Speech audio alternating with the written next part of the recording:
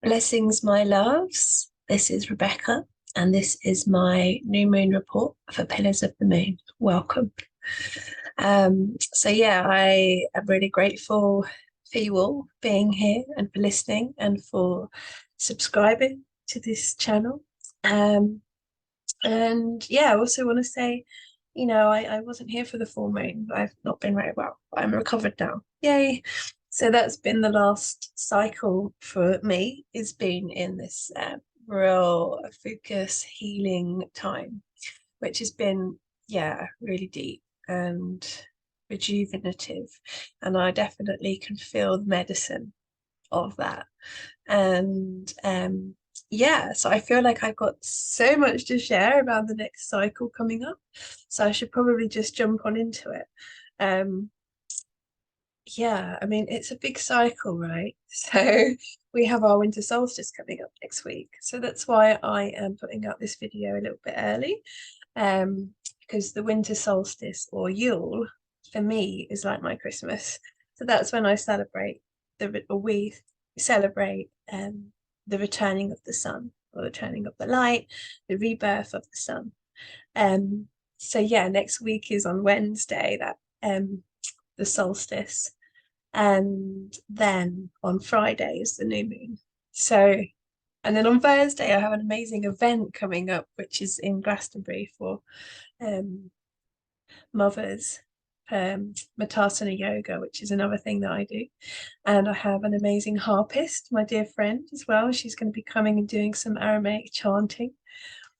So yeah, next week is very full. So I thought I'll put the video out now, while I have a bit more spaciousness before the new moon comes. And actually, it feels really nice in this waning energy of the moon to really reflect on the last cycle, and in this next week leading up to the new moon on Friday, we could be really tuning into, the eclipse season, and even the last year, and things that have happened and things that we've been learning. So this is the end of the descent, really, this week. It's like you've imagined that the summer, you're right in the top of the mountain, everything's a big full moon and it's heightened, and this is the high point of the year. And then that turning comes and we start to make our way back down the hill. And I really see like the autumn energy is, and the Ofucan kind of energy is that descent and going down and in.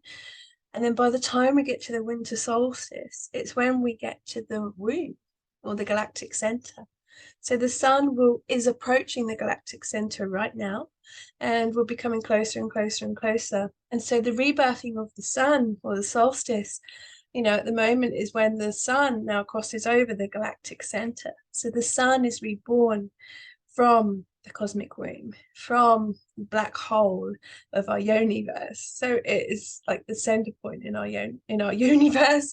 So the sun crossing over that is like a rebirth for the sun, returning of the light. So so this week leading up to that, so on Wednesday is the exact day of the solstice, the 21st. But really it's kind of a 3-day period of like this changeover from dark until light, and then the days will start to get lighter again after the solstice. So it is a massive change over, and we are in these last few days of the darkest time of the year, at also the darkest time of the moon as well. We're coming into the dark moon this week, so it can feel like very dark. And if we are not comfortable with the dark in ourselves or in others, or it could be quite confronting this time. And it reminds me of actually the last few days of pregnancy before you're about to give birth. And having experienced this twice, it's like a real slowing down and having to stop everything and just be with what is. And these last few days before the solstice can feel like that last stages of pregnancy, just really heavy, really slow, can't get motivated to do things. And Mars is also in retrograde in Taurus as well, so it's like really, it's just not even worth it at the minute. So we may just feel like we want to go back to bed, and so this time of the year is very much about nesting and resting and rejuvenating ourselves, and so, sometimes in the world that we're in, that's not always possible, right? um but yeah, really trying to consciously slow down this week, in the build up to the winter solstice and this new moon and the rebirth of the sun.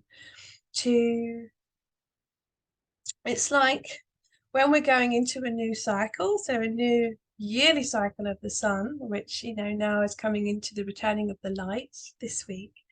It's like this could be, in the last few days building up to it, so much wants to clear. There might be culminations, tidying up.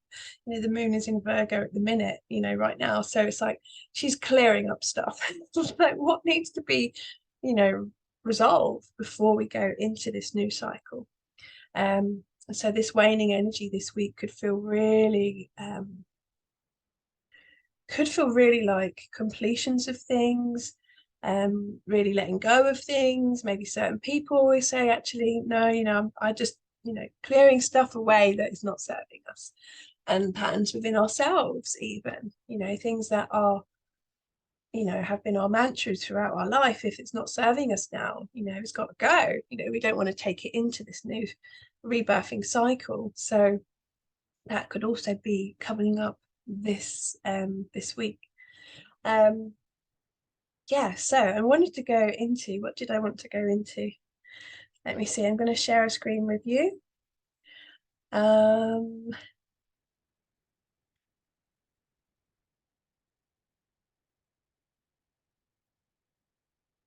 So can you see that? You are sharing a screen. I'm assuming you can see this. Let me see. Yeah, so this is an image that I've got off of Google, and it's basically describing where the Golden Gate is and the Silver Gate is, and in alignment with the galactic center. So you can see around the edge, this is the ecliptic belt or the sun precession, and this is the constellations that we use as our zodiac. And of course, here we've got a focus here. So this is where the sun is now. It's about to move into Sagittarius, and you can see that this is where the sun is here at the Golden Gate. So as it's coming closer and closer to the galactic center, it's coming to the Golden Gate. And this is the time of our winter solstice, and this is also the time of our new moon in Sagittarius. So this is a good place to start, right? A new lunar cycle at Golden Gate of the gods, right at the galactic center, and so this whole cycle is going to be really a new beginning for all of us, of like finding that light within and igniting it and like tending to it and reclaiming that light within. And so I see each cycle as a journey, as many of you know who've been following this my videos for a while now. So there's 4 quarters. You have your new moon, your full moon, your first quarter, and your last quarter. So there's 4 quarters. And this month, or this lunar cycle, this month, and the sun is beginning here at the new moon at the Golden Gate of the gods. And the first quarter moon will be over here, which will be in Pisces. Have I gone the right way? I think I've gone the right way. And then anyway, so the full moon will be at the Silver Gate over in Gemini and Orion here. That'll be when the full moon is. And then the last quarter moon, yeah, will be in Virgo. So Virgo's down here, Pisces is up here. So yeah, this is the last quarter moon will be in Virgo. So these are the 4 points of the cycle that we're working with. We're working with the energy of Sagittarius, the Golden Gate. We're working with the energy of Gemini and the Silver Gate. And we're also working with the energy of Virgo over in the last quarter moon and Pisces in the first quarter moon. So, wow, you know, this is the foursome that we are journeying with, I would say, this cycle. And so when we're going into the cycle, we can really, just by knowing that information, we know kind of where we're starting, we know what we're moving towards, you know, so it's really powerful to know that, you know, and to look ahead and to say, right, so this is, you know, this is what energies are going to be moving a lot this cycle, or these are the archetypes that are strongest. Yeah, so obviously the Milky Way kind of shines across here, and I see like, oh my gosh, the Silver Gate is known as Silver Gate of reincarnation. The Golden Gate is known as the Golden Gate of the gods. And you know, the Milky Way connects the two. It's like a bridge. It is a bridge. So, you know, you can use your own imagination around this, you know, and what this information might mean to you and what that code might mean for you, you know, but it's definitely worth just meditating on that, you know. And there's also a constellation of, oh my gosh, what's it called? It's the boat. Some of you might know. Oh, my brain has just gone. Okay, let's get into the live sky and I'll show you myself. My brain, I still have baby brain, I think, and sometimes it's quite difficult to focus on things, so or to draw information, but a lot of what I share is very organic anyway. And yeah, so we're going into the life sky. So many of you know I do astrology, right? And I do yoga, and I do lots of things really. I have children, amazing two children. Yeah, and so I feel like when I'm doing these videos and when I'm doing readings and things, like what is coming through me is more of a channel, you know, so I don't always know what I'm going to talk about. I think, oh, I've got lots to say, but I don't know what it is. And it's all kind of back here. It's kind of like waiting. And then it's like I open the channel, it's my voice box, like, woo. So yeah, I'm getting more into trusting that as well, you know. So yes, anyway, this is Stellarium Web. This is the live sky. This is the astrology I use. You know, I don't use astrology that doesn't match the sky as it is right now. And Western and tropical astrology doesn't match the sky. So you can find out for yourself by going on stellariumweb.org, or you can get one on your phone. Starwalk 2 is a really good app, and you can have a look and you can see where everything really is. And that's really empowering information. So I'm really passionate about that. And something that I wanted to share about my personal journey with it as well, if anybody is thinking about, you know, moving over to constellational or astronomical astrology, you know, it's just reflecting the live sky. And so I used to be sharing astrology, Western astrology, 5 years ago when I first came to Glastonbury, Avalon. And I remember I was posting something about the full moon in Cancer, and somebody commented on it and said, it's not in Cancer, it's in Gemini. And then put all this information to a sidereal or sidereal website. And I was so triggered at the time, I couldn't believe it. You know, I was like mortified. Who is this person and what are they saying? But it opened something in me. And then, you know, then I started having all these dreams about serpents. And then I had a serpent cross my path here in Glastonbury. Like I was talking with a friend of mine, we was walking up the lanes, and this snake just went, as an adder, went straight past us. And we was like, whoa. Yeah, and a really potent dream of a serpent goddess who I merged with and then like ascended into my soul or true self. It was like one of those dreams that I'll always remember because it was like so powerful. And of course, Ophiuchus is the serpent bearer. So, you know, it's so interesting that all these things were happening to me around the time that I was transitioning into, you know, constellation or astrology or just the live sky as a form of astrology, you know, just as our ancient ancestors did, you know. So this is the way I see, and yeah, so that's why I share it. and it's been a really amazing journey since then for me. Then I met beautiful Kim. Some of you know Kim from Ra Star 13 Star Sign Astrology. She's awesome. She's one of my beautiful, beautiful sisters, friends now, and also mentor. And yeah, she showed me all of the Astro app programs and how to do all of that. And yeah, and she done my chart for me. And it just, yeah, changed my life because it made so much more sense to me than my Western chart ever did, obviously. So anyway, that's a big ramble. What did I want to talk to you about first? We're in the live sky. So let's change the date. We're on the 21st. This is the winter solstice. So let's look up the sun here. Ta-da! Okay, I'm just gonna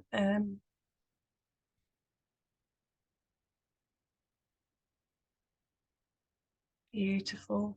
I love looking at the live sky. This is a really wonderful program that you can use here.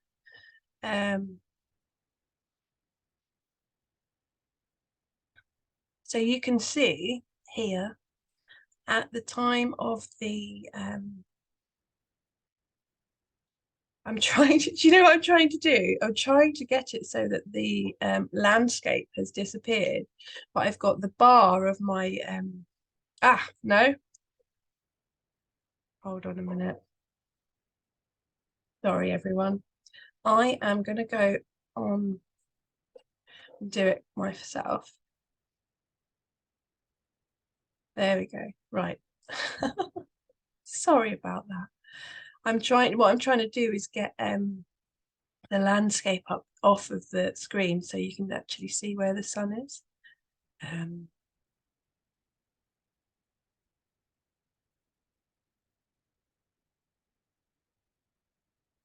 There I am. Thank you for your patience. Right, we're going back to share the screen again, and then this time, hopefully now, yes, right, boom. So can you see that? Let's put the ecliptic line on as well. Half of the sun, there she is. So big red line, you see. And this area here, you can see it's kind of more goldeny. This is the galactic center. So when we are looking at the stars of Sagittarius, that's here, you can see that the sun is just moving into Sagittarius right at the beginning of Sagittarius at the time of the winter solstice on Wednesday. It's already kind of crossing over into the border now. It's right at the end of the fucus. So you can see this is a fucus here. Serpent bearer. And so this is the stars of Sagittarius. Scorpius is down here. And I mentioned in my last video about the star Stula.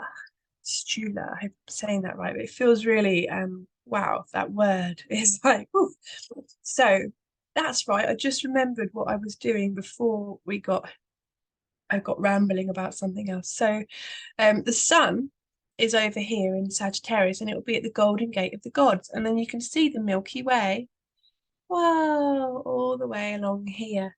And then the Silver Gate, oops, sorry, it flipped. Let me zoom out a bit. See if I can get it all in the screen for you. So the sun in Sagittarius. Aha, there you go. Silver Gate over here. So it's kind of Orion kind of area and Taurus, Gemini kind of area. So that's where our full moon will be. So yeah, you can see the Milky Way.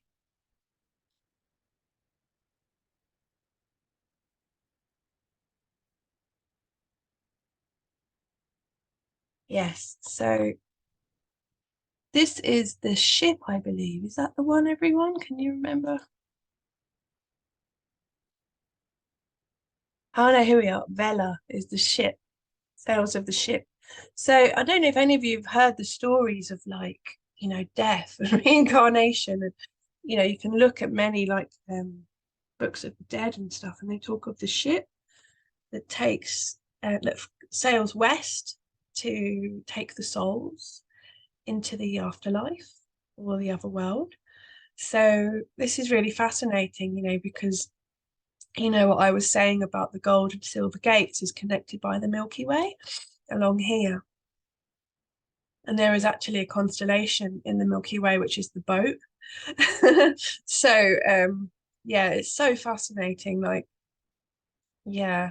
And I really do feel like there's some truth in that. So also another good thing to meditate on. So back to the galactic center, back to Shula. So I see this as a black hole. It's basically a vagina. Even the things that it does, it's like it sucks things in and spits things out, just like a vagina, right? So a vulva. So a cervix even. And in some pictures of the galactic center even look like a cervix, it's really quite trippy. So the sun is moving through the galactic center. And you can see Venus over here in Sagittarius, still quite close to Mercury, but she is coming out of the underworld now. So she is appearing as our evening star again. And she will be, so if you look at in the horizon at dusk, you should see a beautiful yellowy star. That's Venus. So she is rising from the underworld now, and she's far enough away from the sun that we can actually see her again. And so the feminine, at the same time as the sun is being reborn through the galactic center, the feminine, Venus, our heart, our values, all the things that we are passionate about, want to create, money, finances, beauty, love, connection, all these things of Venus, she's rising up with the sun who's, having its rebirth. So she's even rising, in that way to show us, like what you are here to love and create is being seen now. We can see it again. So she is being reborn as well. So yeah, that's really potent, right? That the energy of Venus. And at the time of the solstice, Venus is really aligned with Vega in the constellation Lyra, which is the harp.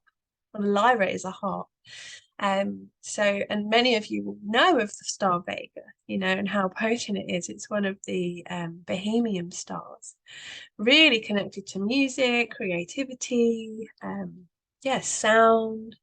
It's very kind of dreamy, fairy kind of elemental energy I feel from this constellation. So you can see like Venus is really aligned and Mercury to Lyra Vega. So at the time of the solstice. So there is such an interesting, alignment here.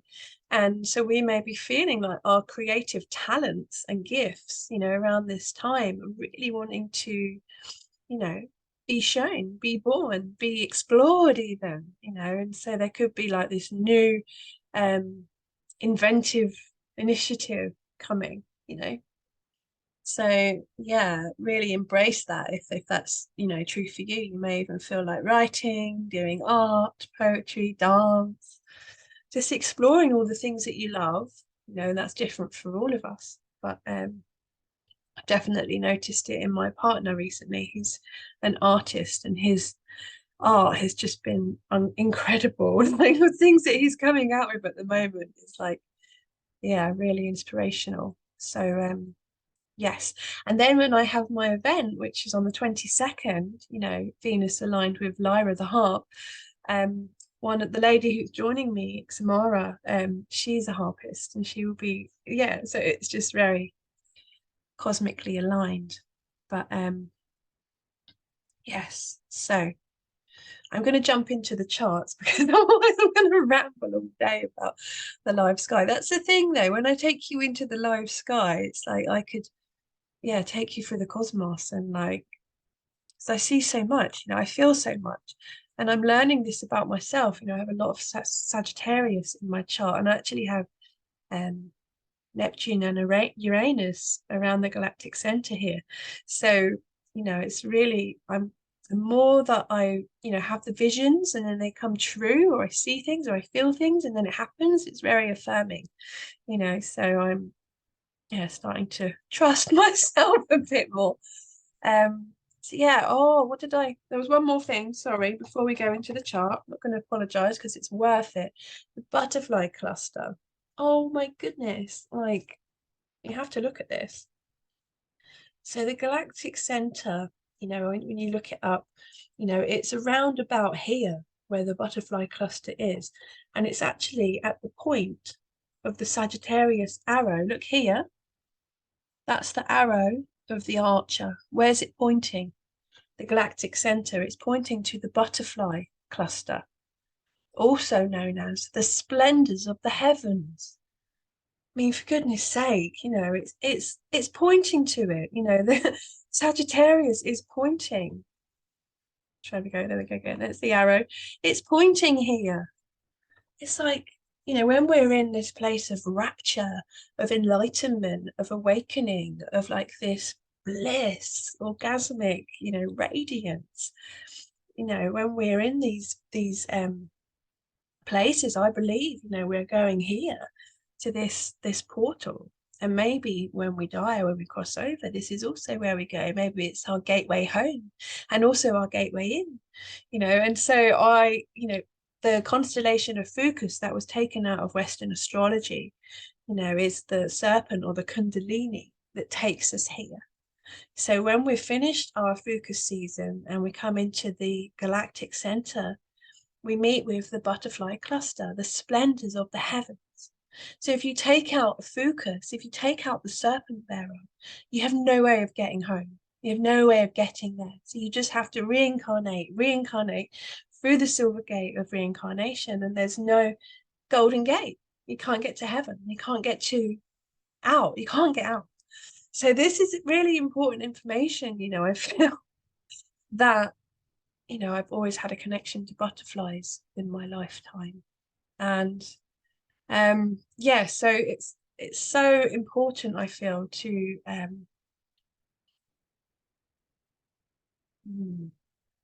even meditate on that, meditate at that place and see how it feels, see, look at all the stars. It's so beautiful. And imagine when you pass over or you cross over and you're getting in the boat with all the other souls, and you go here, you go to this gateway at the galactic center, and then who knows where you go after that. So so I told you it gets really cosmic sometimes, right? When we tune into that, when we tune into what could be, what might have been hidden from us for many, many thousands of years, hundreds, thousands, a long time, So yeah. And so tuning into the energy of Sagittarius and this new moon that we're coming into. So the new moon will be on Friday, 23rd of December at 10:16 a.m. in the GMT time zone. So who is Sagittarius really? It's worth asking the question around that as we're starting this new cycle at the galactic center. Sagittarius is pointing its arrow. It's pointing its arrow at the splendors of the heavens. It wants us to explore other realms. It wants us to expand our consciousness. So Sagittarius is often connected to the explorer, going to different lands, different countries, travel. And I connect the Sagittarian energy more to cosmic travel, traveling through the universe, that kind of travel. Because really, this time of year, for us in the Northern Hemisphere, we are in the dark time of year. We're connecting to the winter, the crone, the elder, the wise one, the witch, the wizard, magician. This is the energy of the sage. And once upon a time, the elders in the village were the ones that were the leaders. They were the seers. They were the shamans, shamanesses, and, you have to just look at the whales. The whales are navigators of the oceans, and the grandmothers are the leaders of their pods, and they lead the way. Without the grandmothers, they can't get anywhere. They're the navigators. And so this is the energy of Sagittarius, I feel. It's like the navigator of the stars, the visionary, the one that can take you into the splendors that is heaven, through the golden gate of the gods. Yeah, and I also feel like this energy of Sagittarius is, it's all about generosity and sharing, being in that place of, wanting to share what we have, gift what we have.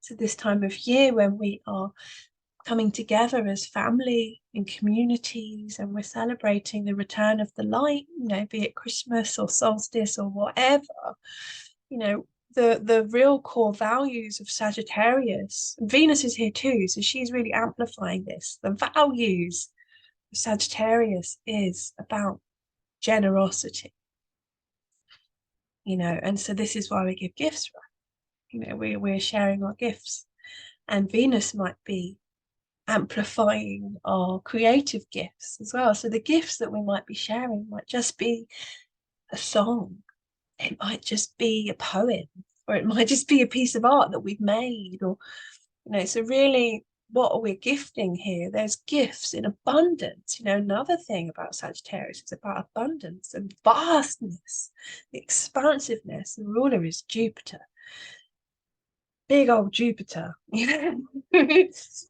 like, wow, we can expand to feel that we are so the ocean, and we are also one unique drop in that, so the energy of Sagittarius is like that vastness of the cosmos.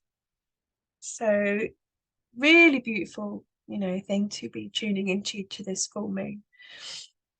And I really encourage, to share your gifts, to share our gifts, with the world in however form that takes.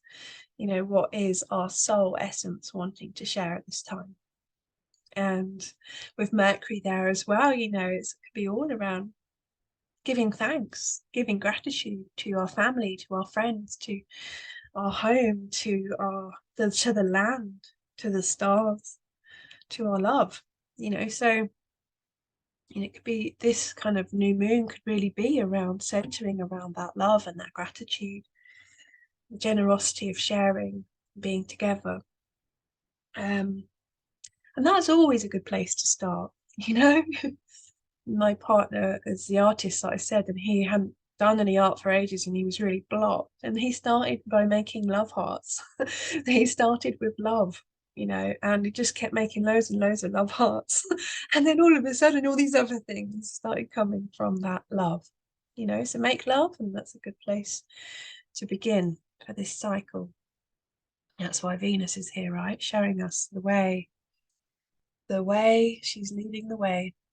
So we're in the winter solstice chart now, so feels like this has been a bit of a long video. So what I'm going to do today is the winter solstice and the new moon, and then hopefully, if I don't get any more viruses or anything, I'll come on do the full moon in a few weeks. But yeah, but when we're what I was saying to you about the 4 characters or archetypes who were really the main players, so we have got, let me draw it for you, Virgo. That's where our last quarter moon will be. Our first quarter moon will be in Pisces, and then our new moon will be in Saggy, and our last quarter, our full moon, sorry, will be in Gemini. So yeah, so that's the 4 players. Really, really, really cosmic. So when you think of it as a journey, we're starting here. The energy is rising up to Pisces in our first quarter, so things are building. Our first quarter moon will be conjunct Chiron, I believe, if I remember rightly. Yeah. And then the full moon will be over in Gemini. And he's conjunct Pallas, Athena, also interesting. And then the last quarter moon in Virgo. So the energy rises, the energy comes to its fullness, then the energy descends and comes back again. And then after that, the sun will have moved into Capricorn, and then we'll have our new moon in Capricorn. So everything works in a journey, in a cycle. So yeah, we have to take a lot into account, right, when we are looking at the cycle. So at the time of the solstice, the moon will be at 0 degrees of Ophiuchus, so that is the dark moon. It's waning, it's in its last kind of days before the new moon on Friday. See, the new moon will be when the moon meets with the sun. So you can see here, it's like the sun is on one side of the galactic center, or at the galactic center, and the moon is just at the crossover point of Ophiuchus. And the day when we actually go into Ophiuchus is variable between different astrologers, because different astrologers use different boundaries and things. So but this is the chart that I use, that I resonate with. So it might look a bit different to different astrologers who use different boundaries for the constellations. So you have to take that into account as well, you see. But yeah, this is the one that I resonate with most. Yeah, so beautiful energy. Venus and Mercury together at the solstice in Sagittarius. It's really good. And then we have a beautiful trine to Chiron in Pisces at the solstice as well. So there could be a real opportunity for healing here, healing something in, our magical gifts, or healing something in our, our wounds, in the collective field of the Piscean energy, So that could be really beautiful, actually. And there's a grand trine as well with Ceres, Pluto, and the MC. So it's not actually a planet, so we wouldn't call it a grand trine as such, but it is, an energy here of Ceres, the mother, the nurturer, carer, is in trine to Pluto. So there might be like this feeling of nurturing ourselves, transforming, our truths around care and nurture and health and well-being, because Ceres in Virgo is very health focused. So yeah, I'm going to go jumping over to the new moon now. I can hear my little girl's woken up, so I'm aware that I have to tend to her soon. So yeah, we are at the new moon in Sagittarius, 23rd to the 12th, 10:16 a.m. This is for London time, GMT. So big players that I feel that will be coming up this cycle: Pallas Athena and Black Moon Lilith. These two are over in Gemini a lot of the time now, and they're kind of, so there's some aspects to them this whole cycle, so this could be around our voice, it could be around truth, justice, and fears around our voice, fears around communication, or shadows around that. But there's lots of trining, having a real good triney time, so they are, big players this cycle. Venus and Mercury, obviously, and Pluto, because they're in Sagittarius, as well as the new moon. The new moon will be at 4 degrees Sagittarius, and Venus conjunct Mercury, and obviously Pluto is also at the end of Sagittarius. So these three, Venus, Mercury, and Pluto, are going to be, have big themes this cycle as well. And Jupiter, because Jupiter is the ruler of Sagittarius, and he's actually in T-square to the new moon. So and like, we may have some Jupiter lessons this cycle, and I'm in my Jupiter return, so yeah, I'll let you know how that goes. Yeah, so you can see here there's a square to Ceres. I mentioned her before. Nurturer, carer, supporter, mother energy. In Virgo, very much about health, well-being, taking care of our physical, health. So yes, so this T-square is lessons, but around that, So we may be feeling, the Jupiter energy now moving forward. It's like wanting to expand, wanting to grow, wanting to explore, wanting to be generous and abundant, and maybe do social things and grow, And so Ceres is like in T-square to the new moon, Sagittarius and Jupiter. And so she's saying, yeah, but don't forget to take care of your body. And, when you're doing all these social things, you're expanding out there in the world, or are you taking care of yourself? So that's kind of what is feeling, this kind of like, there's lessons and tensions around nurture versus expansion, or health versus our creative dreams. So yeah, and also the South Node. So I was talking about Lilith and Pallas in Gemini. So there is a grand air trine. So the South Node is in Libra, and over here we've got Vesta. She is in Aquarius, and that she's making a trine, and also Neptune and Juno, who are in Neptune is right on the cusp of Pisces, and Juno is at the end of Aquarius. Juno will actually be meeting with Jupiter around the full moon. So some of you may know the story, but Juno is actually Jupiter's wife. Wow, in the mythology. So she's going to be meeting up with Jupiter this cycle. So yeah, I'll talk more around that on the full moon. But at the time of the new moon, she's amplifying this grand air trine. Yeah, so this grand air trine, it feels like with the South Node in Libra, it's like we are balancing our past relationships, our past karma, and we're trying to find harmony. Could be having themes coming up around codependency, or not being able to make decisions, or leaning on somebody else to decide, so Pallas and Lilith in Gemini is how we need to find our own voice. We need to share our own truths and find our own integrity. And, Vesta, Juno, Neptune, it's like our dream, our devotion. And what are we devoted to, and what are we committed to? And like Juno connected to Neptune, it's like commitment to our dream.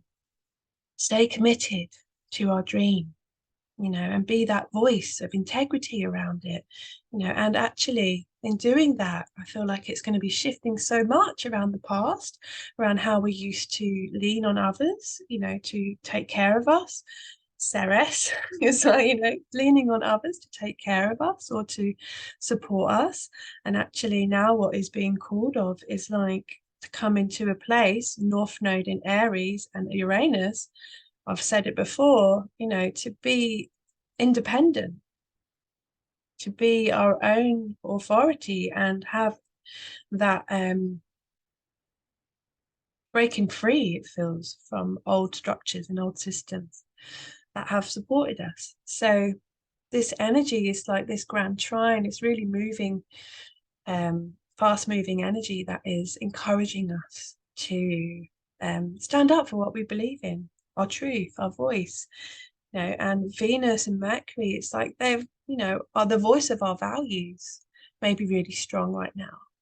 What we care about, what we love, what we're creating, so these are the main energies that I felt during this new moon, things that are being born at the new moon with the rebirth of the sun and the rebirth of Venus, So I connect to the Aquarian energy over here where Juno and Vesta is, to really the cosmic mother or the Holy Grail, so there could be like this quest for the great mother, connecting to that great mother within us, the cosmic mother, that chalice that's infinite. And it feels like the dark feminine Lilith is like wanting justice for things, or wanting to share, around things that have happened in the past. So yeah. So I feel like, that could be all for now for the new moon. I'm just quickly going to pop over to the first quarter in Pisces um, before I wrap it up. So you can see the first quarter is conjunct Chiron, So what does that mean? This is about healing. So as the cycle is building, the cycle is growing now. It's like the seed has come up and it's making its, you know, growth. So this time, it's kind of like it's connected to healing. And I saw a grand cross here as well between Ceres, Lilith, um, the moon and Chiron and the sun. So you'll see here all the squares that go around the edges. So that is like, it's like two T-squares. So it's like really can be quite a lot of tension around that healing. And the characters that I was speaking about, Black Moon Lilith and Gemini, Ceres in Virgo, it's also like so much about our health this cycle, it feels, and also being creative as well. So maybe like creative healing, being creative about how we find ways of healing, or Chiron as well. Like I've been looking into different ideas around what Chiron is. And Chiron is also connected in some types of astrology as like our soulmate or our soul connection to our soul partners or who we're going to have children with and things like that. So taking into account, Venus and Mercury and Pluto together, it's like, wow, it could be like this partnerships forming, I feel. Or it might be that we need to heal some stuff around our partnerships, South Node and Libra, so that we can come into a soul union at this time. So, or we may be finding, difficulties in our unions that need healing. So something that needs healing. And also, Mars is in square to Vesta as well. So Mars is still in retrograde for a little while longer. So yeah, just hang in there for that. It's not going to be forever, and it will start going forwards again.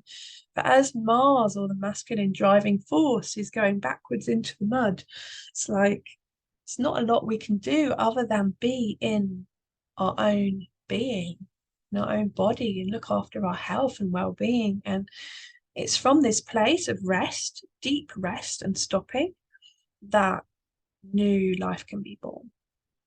So this is the real teaching I feel around this first quarter moon. It's like the energy of the moon is moving forward, but there's so much of us that's calling us to listen within, to come into that place of wisdom within. And that's where the winter comes, and the crone, the Bhagavad Yaga energy, or the witch and the sage and that elder energy that is really present at this time of year. So yeah, tuning into that in ourselves as well, and how we can become that grandmother, grandfather inside of us. Yeah. So I think that's all for now, my darlings. And yeah, I look forward to returning at the full moon. And yeah, I hope you've enjoyed listening to this video. And yeah, if you like it, please subscribe.